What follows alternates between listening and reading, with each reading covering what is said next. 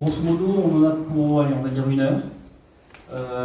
Il est 11h20, on va dire que vers midi, un quart, midi 20, c'est, voilà, la présentation sera en termes d'agenda, donc on propose déjà de donner un peu plus de visibilité sur Blue, qui est l'acteur Blue, comment on évolue. Notre approche historique, d'où on vient.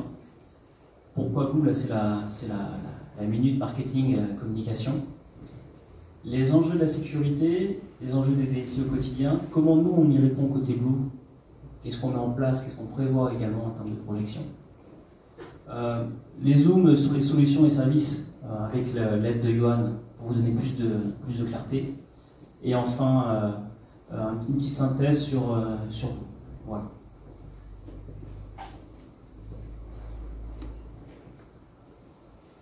Donc Blue, avant tout, nous sommes service cloud provider. Historiquement, Bretagne Télécom et désormais Blue depuis ce début d'année. Nous comptons 140 collaborateurs, donc créés en 2005, 15 ans d'existence et une présence nationale.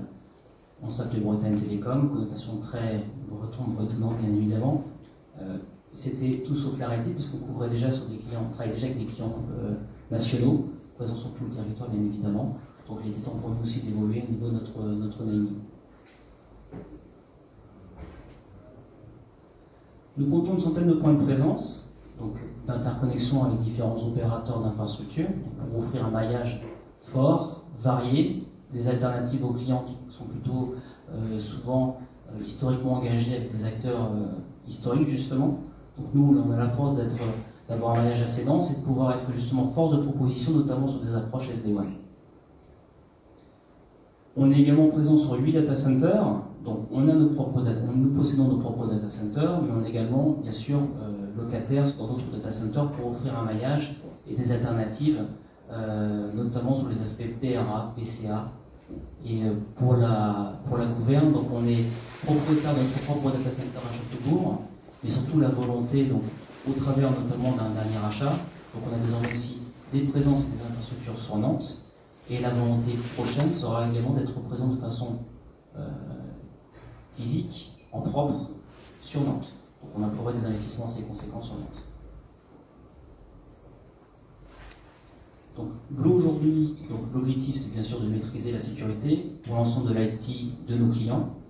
On a un chiffre d'affaires de 31 millions d'euros sur 2021, 25% de croissance par an, 2 levées de fonds significatives. Jusqu'alors, donc l'actionnariat reste majoritairement, on va dire, entre les mains du fondateur historique qui s'appelle Nicolas Boitin. À côté de ça, on a toujours été accompagné par la BPI France et par CNCC qui ont régulièrement renouvelé leur confiance envers Blue.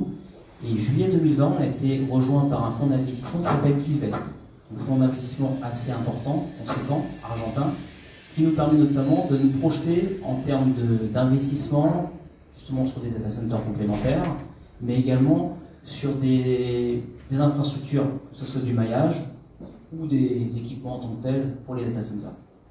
Donc la projection pour Blue en tout cas, et les axes stratégiques, ça va être désormais Nantes.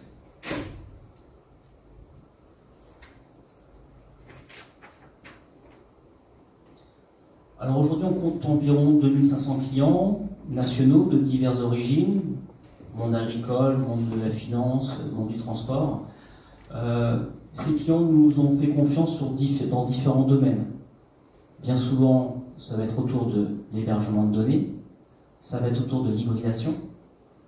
Le dernier en date, à titre d'exemple, se nomme Axéréal, qui nous a confié, donc c'est une grosse coopérative agricole pour ceux qui ne connaîtraient pas éventuellement, grosse coopérative agricole qui nous a fait confiance sur l'hébergement de leurs données. On parle d'environ 400-500 VM. Avec de l'hybridation, donc du débordement, donc c'est pas le terme exact, c'est plutôt de l'hybridation, notamment avec Azure. On a également aussi, je parlais tout à l'heure de croissance, on a eu la chance aussi d'être rejoint dernièrement par Oceanis qui a intégré la Team Blue, et on a également désormais aussi des compétences sur l'AS400, le monde AS400. Donc ça c'est pour nous une véritable force, puisque beaucoup de clients sont encore engagés et de longue date ont fait confiance aux technologies S400 qui sont d'une robustesse hors du commun.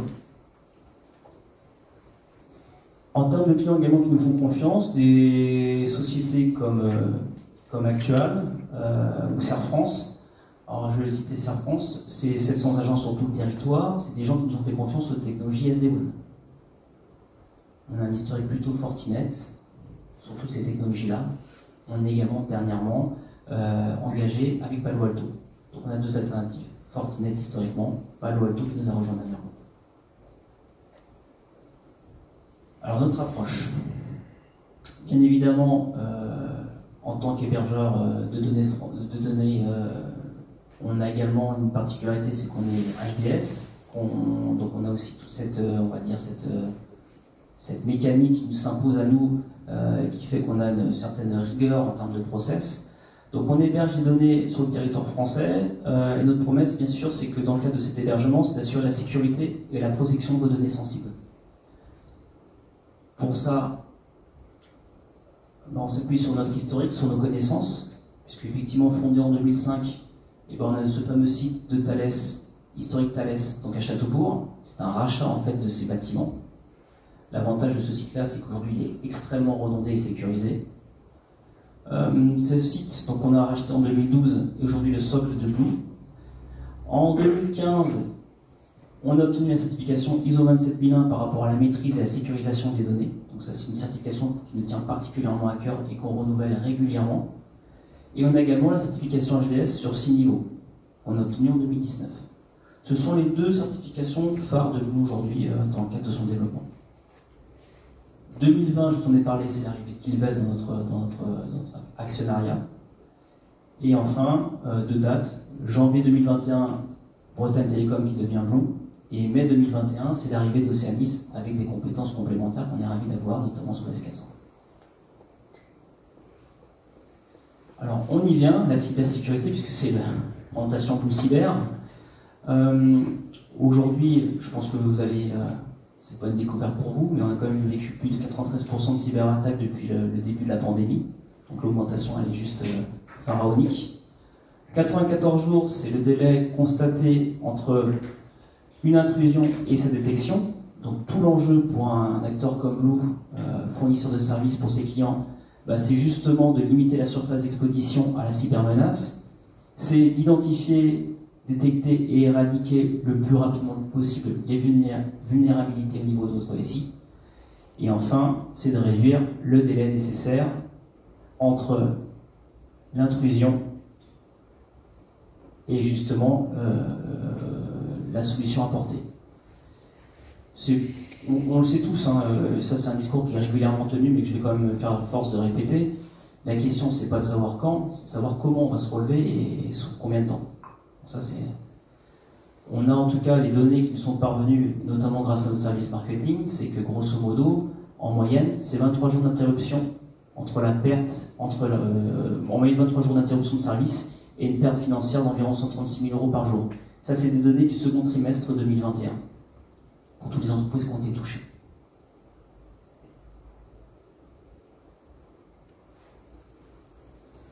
Alors le gros challenge, et pourquoi ce slide, c'est bien évidemment que vous avez votre quotidien en tant que responsable informatique, DSI, vous avez plein de choses à gérer déjà, et on va dire que la sécurité, c'est le gros gâteau qui est venu se rajouter à une activité déjà bien chargée. Donc nous, côté Blue, en tout cas, on se efforce de proposer des solutions mutualisées au travers de nos offres de services traditionnels d'hébergement, SD-WAN et autres. Et on va vous proposer justement un panel de solutions mutualisées qu'on va vous exposer juste après. Je vais passer donc la main à Johan.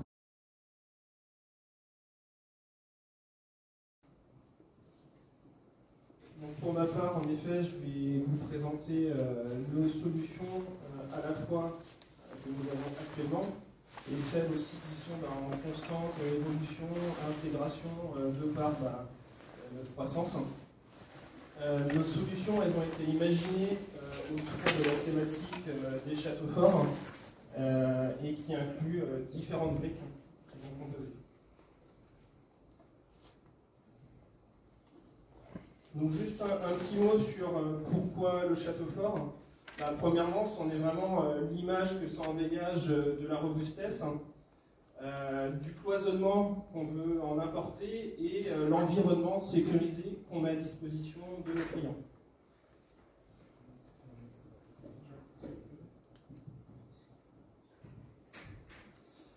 Je pose juste quelques mots-clés sur ce château fort. On parle d'un environnement cloisonné, on y retrouve une porte d'entrée sécurisée. À l'intérieur, on parle de nos data centers et la notion de cybersécurité sur comment piloter la sécurité de l'ensemble de ces environnements.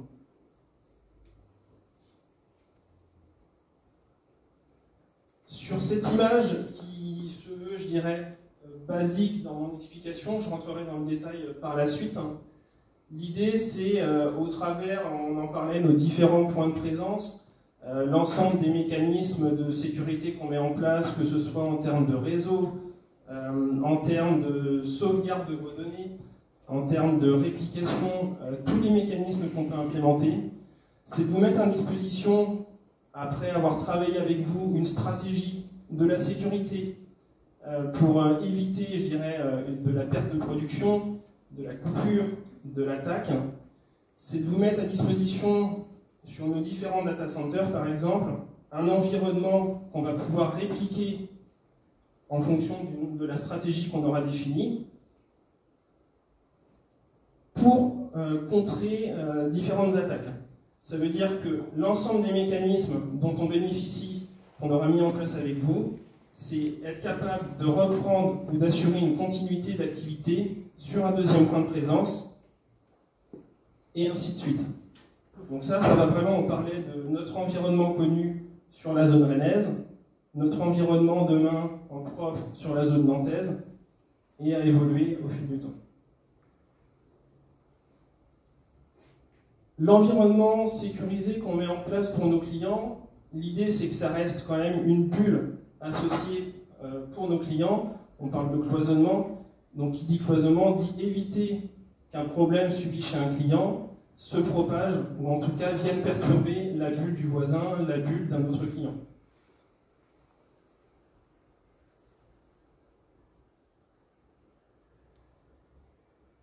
Sur ce slide, on retrouve donc nos différents socles qui correspondent aux mots-clés que j'ai sortis juste avant. Le socle réseau privé, il faut accéder à sa donnée. Donc je préciserai derrière comment on s'appuie dessus. Le socle sécurité cybermenace, on retrouve notre porte d'entrée dans le château fort. Le socle d'hébergement cloud, nos environnements dédiés ou mutualisés en data center. Et une tour de contrôle pour piloter tout ça d'un point de vue sécurité avec notre équipe SOC et nos outils de SIEM et de SOAR. Donc, on va rentrer dans le détail de chacun de ces socles. Sur la partie socle privé, donc on est vraiment accès de nos clients à nos environnements sécurisés. Nous aujourd'hui, on les porte sur notre offre SD-WAN. Dans un but, donc on accompagne des clients en environnement multisite. L'idée, c'est que ces multisites, on les protège en amenant une gestion centralisée de la sécurité réseau, c'est-à-dire que l'ensemble des sites de nos clients, tout ce trafic-là transite par notre cœur de réseau dans notre château fort, sont sécurisés au cœur de notre château fort, et c'est ce hub central qui vient piloter l'ensemble des sites. Donc par exemple, un site qui se fait attaquer, notre but, c'est de le couper du reste du monde et d'empêcher la propagation sur les autres sites clients. On s'appuie aussi, on fournit en tout cas la possibilité d'utiliser des solutions bitechnologiques. Bon, l'idée simple, c'est de proposer 2 accès à l'environnement en cas de perte d'un des accès. Donc là, on parle d'accès plutôt physique qu'on peut secourir avec du 4G. Alors on a un cas de figure assez récent. La société Biocop nous a fait confiance, notamment pour sécuriser leur site logistique, donc ici stratégique pour eux. Donc un lien principal, un lien secondaire sur la base de technologie SD-WAN, et on va dire encore un secours dynamique au travers de technologies 4D, alors ce qu'ils appellent le FortiExtender chez Fortinet. Et là on a 2 cartes cibles, d'un opérateur 1 et d'un opérateur 2. Donc c'est vraiment, entre guillemets, la sécurisation totale du site. S'il y a une défaillance, il y aura toujours en tout cas une technologie, une des branches de la technologie qui va prendre le relais.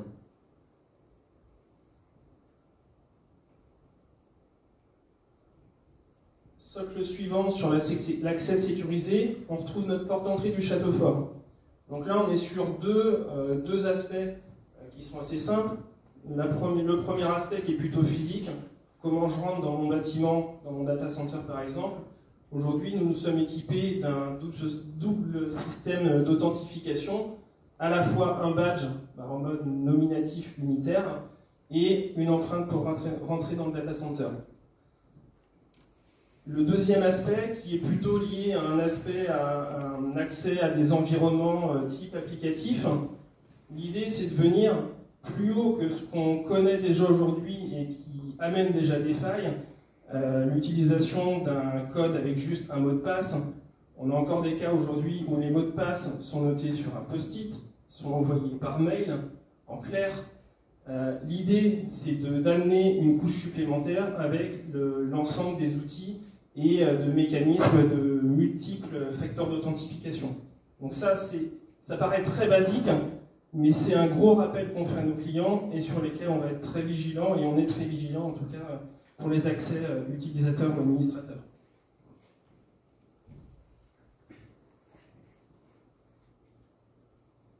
Dans la continuité, une fois qu'un administrateur a réussi à rentrer, s'est connecté, l'idée c'est de protéger toute la surface sur laquelle il va intervenir. Donc là, représenté dans le château fort, en gros, tout administrateur qui viendra effectuer des opérations, toutes ces actions seront loguées durant toute la vie de sa connexion.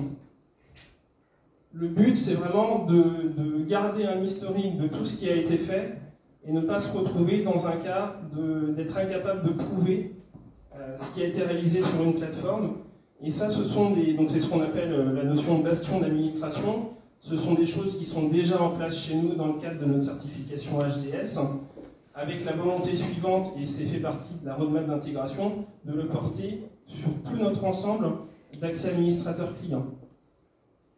Nos administrateurs, nous internes, qui gèrent au quotidien l'ensemble des environnements, eux, passent par plusieurs étapes de connexion sécurisées au travers de notre bastion.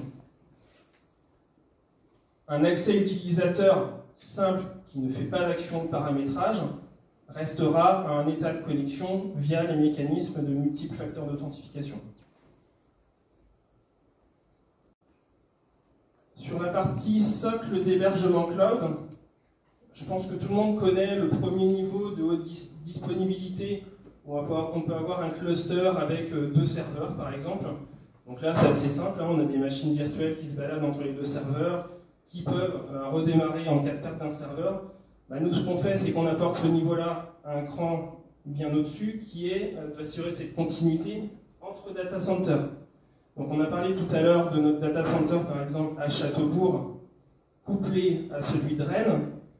Nos clients hébergés sur ces data centers-là peuvent dispatcher leurs ressources, avoir une continuité réseau entre les 2 data centers, et également avoir une continuité de stockage et de ressources pour faire tourner leur machine, peu importe d'un côté ou de l'autre.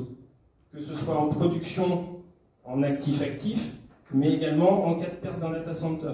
Donc là, on est vraiment sur le plan de continuité d'activité. L'objectif demain, on reproduit ce même schéma sur ce qu'on va monter en propre à Nantes. Toujours un deuxième couplage de plan de continuité d'activité à Nantes, et avec d'autres extensions possibles qui sont d'interconnecter d'un point de vue réseau notre zone Rennes avec notre zone de Nantes. Ça veut dire qu'un client qui voudrait même aller plus loin dans l'éclatement applicatif de ces environnements émergés, ce serait de faire communiquer des machines entre elles, entre Rennes et Nantes. Ça ne veut pas dire qu'elles pourraient se balader entre les 2 sites locaux, mais pourraient travailler ensemble et créer du cluster applicatif. C'est pour vous donner un petit exemple du champ des possibles par rapport à la continuité d'activité.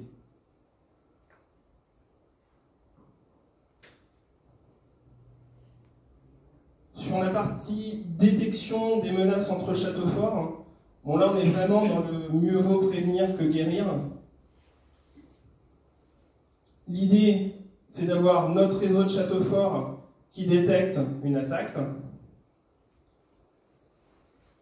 qui va communiquer, qui va annoncer le danger à l'ensemble des châteaux forts, dans le but que chacun des data centers, par exemple, se prémunisse de l'attaque en se verrouillant. Voilà. On est dans la prévention et éviter la propagation du risque et d'une attaque.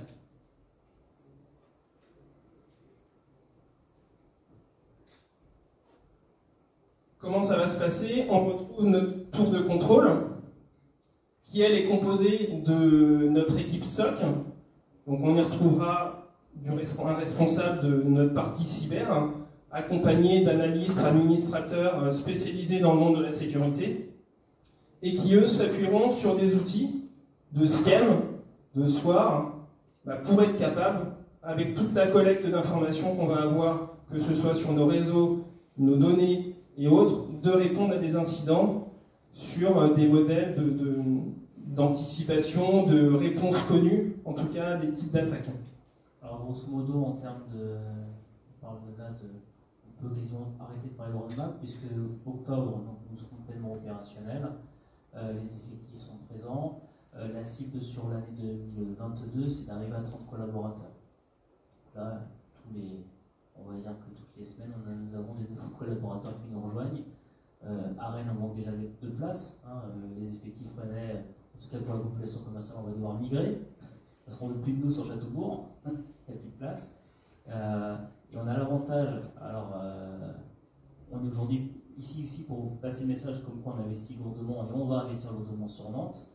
Mais Rennes a aussi l'avantage, par contre, sur cette partie cyber, d'être un pôle qui devient de plus en plus visible, puisque de nombreuses compétences sont basées à Rennes, de par les investissements et les annonces faites par l'ANSSI, de par le pôle de la défense, alors je ne sais plus quelle entité gouvernementale a annoncé également 200 recrutements. Donc il y a un vrai vivier et on constate que beaucoup de ressources qui nous rejoignent, alors qu'on avait cette volonté vraiment de staffer ce SOC à la base en priorité sur Nantes, finalement beaucoup de CV nous arrivent de Rennes. Bon, ça tombe bien, on va être présent sur les deux plaques. C'est pas gênant. Mais voilà, ça prend une grosse envergure, en tout cas chez nous.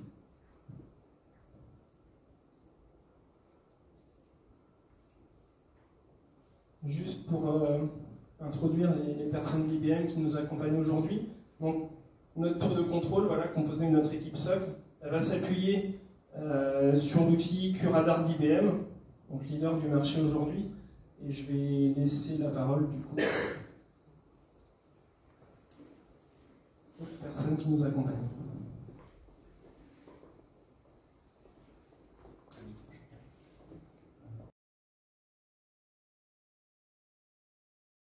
Une entité au sein d'IBM qui est éditeur de solutions de cybersécurité.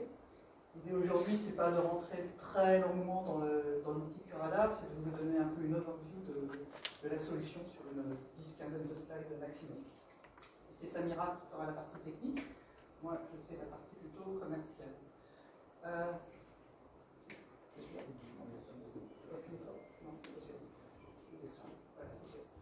Juste pour se présenter un petit peu plus en détail, donc IBM Sécurité, une entité, comme je le disais, qui existe depuis plus d'une dizaine d'années au sein d'IBM, qui a en fait permis de fédérer un portfolio de solutions de cybersécurité.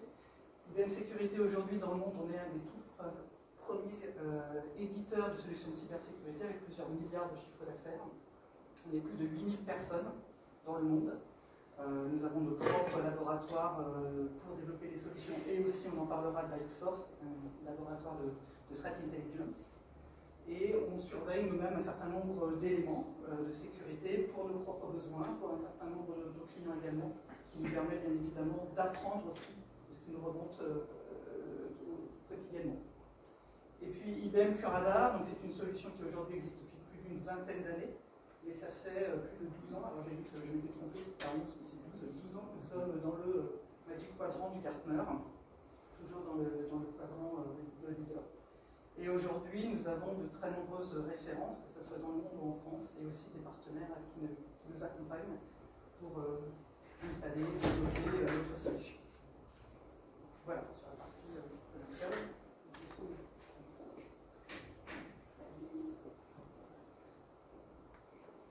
Bonjour. Alors, QRadar. Qu'est-ce que QRadar? Oups.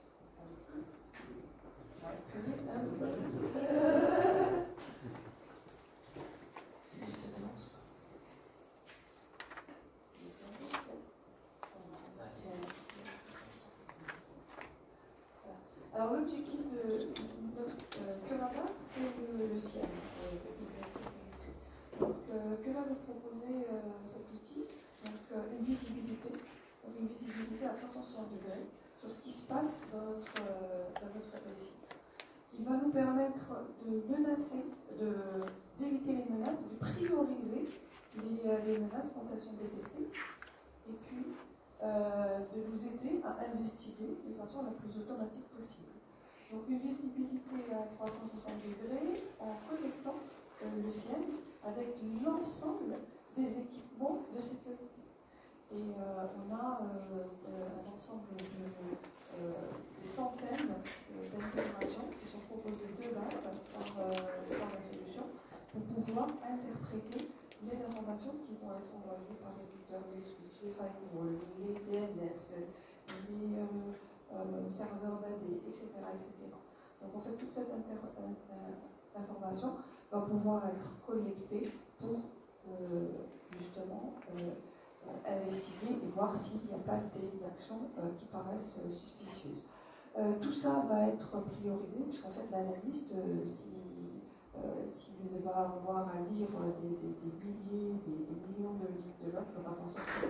Donc le CIAM va détecter ceux qui paraissent suspects et les associer à ce qu'on appelle des offenses dans le vocabulaire Curada, des infractions ou des alertes.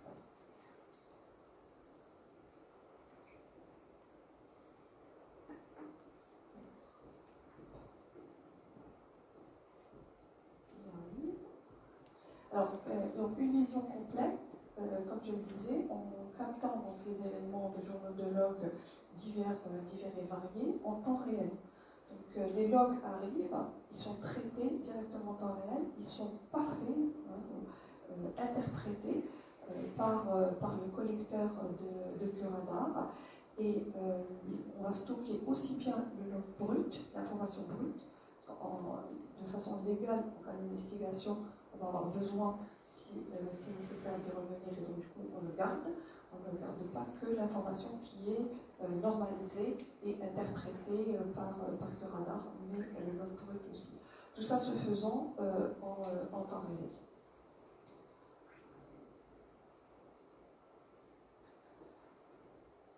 L'ensemble des logs donc, sont collectés, analysés, interprétés et envoyés vers le moteur de corrélation.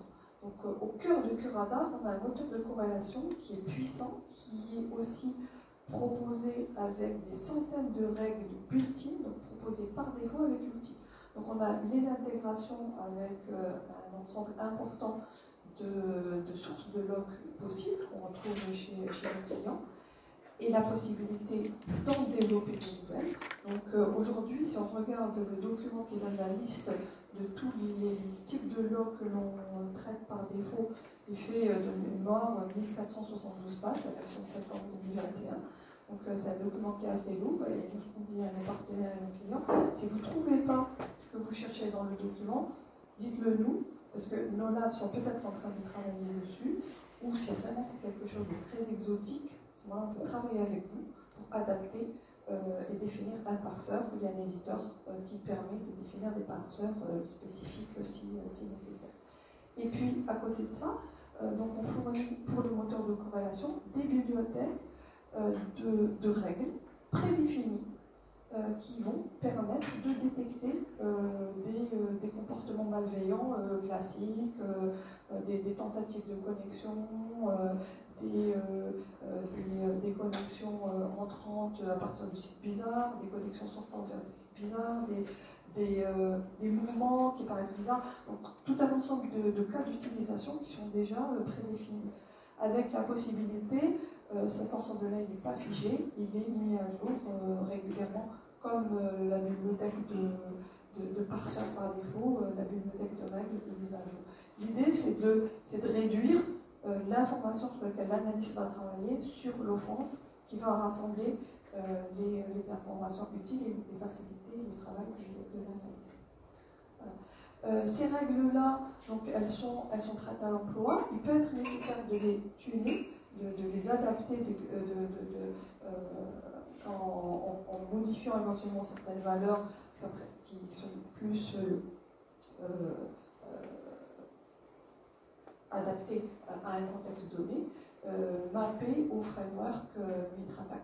Donc on choisit, donc dans le framework, on peut filtrer en fonction de la tactique et de la technique et voir l'ensemble des règles que l'on vous fournit. Et si vous avez besoin de définir, ça peut être le cas, des règles spécifiques, de nouvelles règles pour des cas d'utilisation particuliers. Voilà. L'idée c'est de les mapper pour pouvoir après au niveau des filtrages les retrouver plus facilement. Voilà. Alors, Curadar, comme le disait Mathilde, existe depuis pas mal de temps maintenant.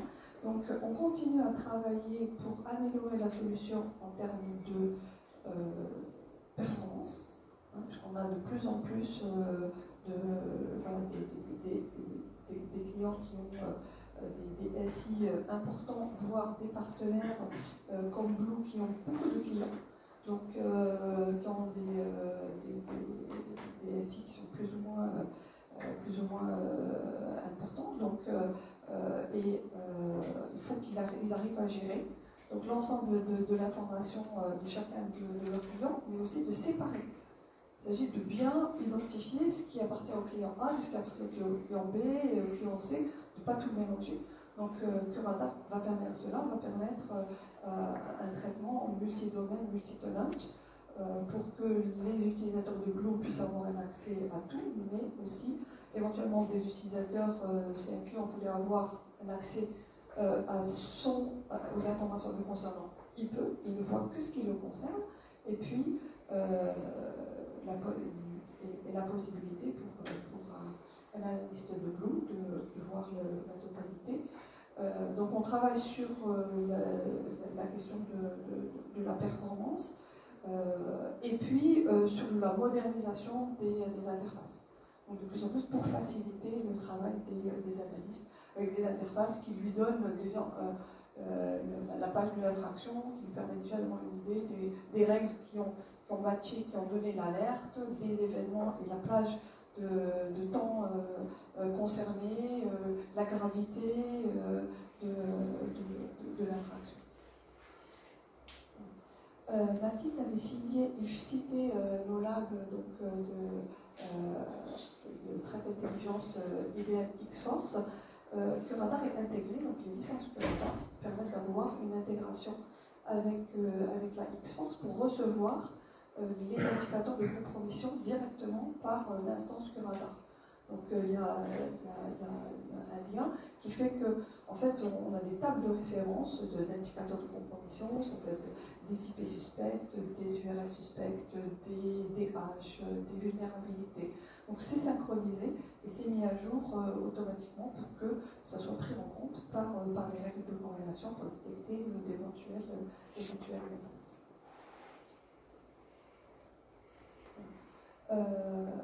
Pour enrichir les fonctionnalités de Curadar, on propose, donc on a un App Store qui permet de proposer des applications qui enrichissent, donc il y a le cœur, donc la collecte, l'exécution des règles de corrélation, et puis on propose des applications pour enrichir les capacités de dashboarding, pour voir des tableaux de bord, un suivi global ou par client, pour permettre par exemple une supervision qui est plus orientée utilisateur.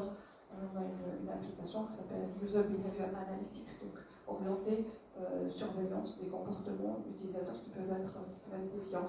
On a des applications qui sont développées par IBM et puis des applications qui sont développées par des partenaires qui intègrent, donc avec lesquels les solutions sont intégrées. Là, j'ai quelques exemples, les Cisco, Fortinet, etc. Donc qui, eux, proposent des applications qui font un focus sur les données que eux intègrent et envoient vers. Voilà. Donc c'est une architecture, évidemment, on est 2021, donc c'est une interface full web. Donc l'ensemble des profils, on va définir des profils utilisateurs, tout le monde n'a pas le droit de tout faire, il y a des administrateurs qui vont paramétrer, d'autres des analystes qui vont juste analyser. Tout le monde va avoir accès en fonction de son profil à l'information qui les concerne, comme je le disais, au domaine, aux tenantes qui le concernent, si on veut limiter l'accès, et à l'ensemble de l'information qui est gérée par Curada. Et je vous donne la main.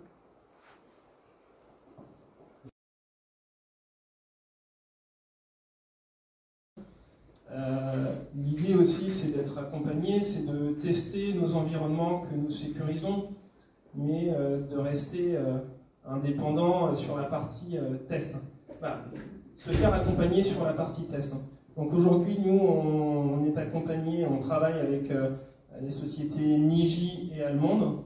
L'intérêt aussi d'avoir deux partenaires et de comparer la façon d'analyser les choses et ne pas toujours avoir les mêmes éléments de réponse, pour que nous, derrière, on puisse intervenir pour corriger les éventuelles failles détectées. Donc voilà, l'idée c'est de simuler de l'attaque avec nos partenaires, tenter de verrouiller nos infrastructures voilà, sur un périmètre donné et adapté en tout cas à ce pentest. On va simuler l'attaque. Et d'analyser derrière les données ensemble, voilà, comme je le disais, pour corriger et adapter notre environnement aux enjeux de la sécurité de demain. Alors ces partenaires travaillent pour nous, avec nous. Bien évidemment, on peut également les mettre en relation directement avec vous si vous avez besoin de missions de conseil ou des choses comme ça. On n'hésite pas à les mettre directement en relation avec nos clients fidèles.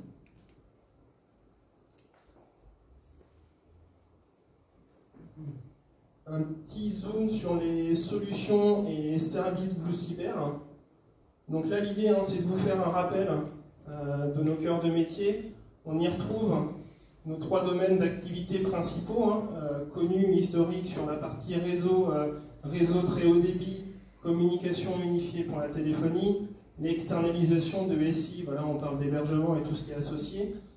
Et tout ce qu'on vous présente aujourd'hui, l'offre cyber et toutes les notions de sécurité, sont vraiment là pour englober l'ensemble des trois activités existantes. Ce n'est pas juste une activité complémentaire, ça englobe l'ensemble de ces pôles-là.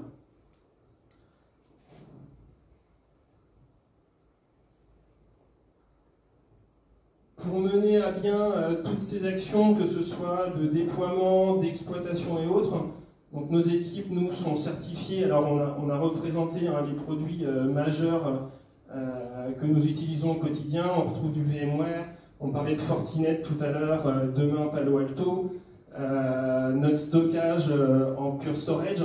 L'idée, voilà, nous, c'est toujours de maintenir des compétences à niveau au sein de nos équipes et de les certifier sur les environnements qu'on porte pour nos clients.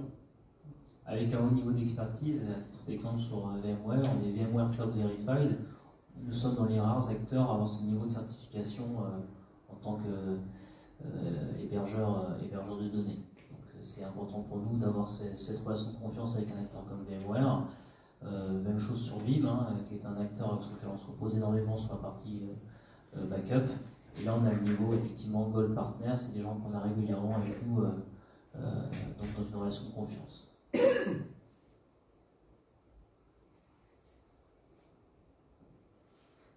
Donc pour résumer ce que je vous ai présenté, ce qu'on vous a présenté ensemble aujourd'hui, donc Blue, c'est un réseau sécurisé de data center et POP. Donc on fait bien un rappel sur nos différents points de présence.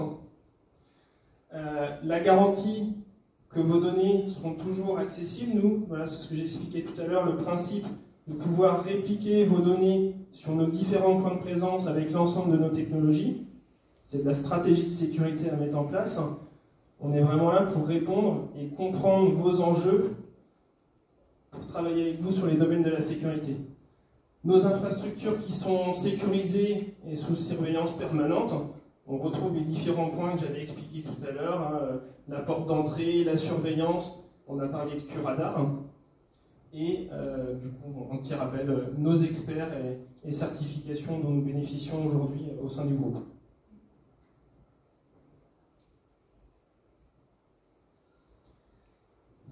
Bien, merci pour votre attention.